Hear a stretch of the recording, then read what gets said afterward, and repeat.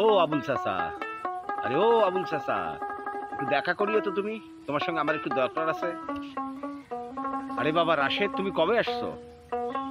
তোমার আব্বা কেমন আছে? চাচা আমি তো ভালোই আছি। ছুটিতে আসছি, কুরবানির ঈদের ছুটি পাইছি, ওই জন্য আসছি, 1 মাস বাড়িতে থাকবো। তা আপনি একটু বাড়িতে আসেন, আপনার সঙ্গে আমার দরকার আছে। বাবাও ভালো আছে। বাবা রাশেদ, তুমি যে আমাকে ডাকছিলে বাবা, ওই জন্য আমি তোমার কাছে আসছি বাবা।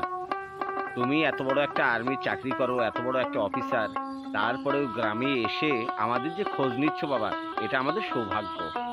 আরে চাচা আপনারা এটা কি বলেন? আমি যত বড়ই অফিসার হই না কেন, আমি তো এই গ্রামেরই ছেলে। তো আপনারা আমার বাবার পরেই কিন্তু আপনারা আপনারা চাচা হলেও বাবার মতো। তা আমি আপনাদের খোঁজ নিব না, নিব কার কাছে? তা চাচা আছেন কেমন? বাবা আমি ভালো আছি, আমাদের গ্রামের সবাই ভালো আছে, তোমার সঙ্গে সকলেই দেখা করতে আসবে। তুমি এত বড় একটা আর্মির অফিসার হয়েও বাবা আমাদেরকে ভুলে যাওনি, এই গ্রামের মানুষদের তুমি চাচাদের মনে রেখেছো। বাবা গর্বে আজকে বুকটা ভরে যাচ্ছে বাবা। এরকম সন্তান যেন প্রত্যেকটি ঘরে ঘরে থাকে, যে গ্রামে এসে যে সমস্ত মুরব্বীরা আছে তাদের তুমি খোঁজ নিচ্ছ বাবা। চাচা আমি আপনার কাছে একটা পরামর্শ চাইতেছি, বাবার কাছেও আমি পরামর্শ চাইছি, বাবাও পরামর্শ দিচ্ছে, দেখি আপনার পরামর্শটা কেমন হয়।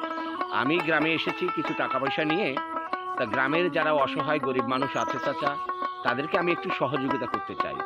তো কে কি অবস্থায় আছে আমি তো জানি না, আপনি তো গ্রামে ঘোরেন, বাবাও তো কম বাহির হয়, তো আপনি তো সকলকে চেনেন। তো চাচা আপনি আমাকে এই সহযোগিতা একটু করেন।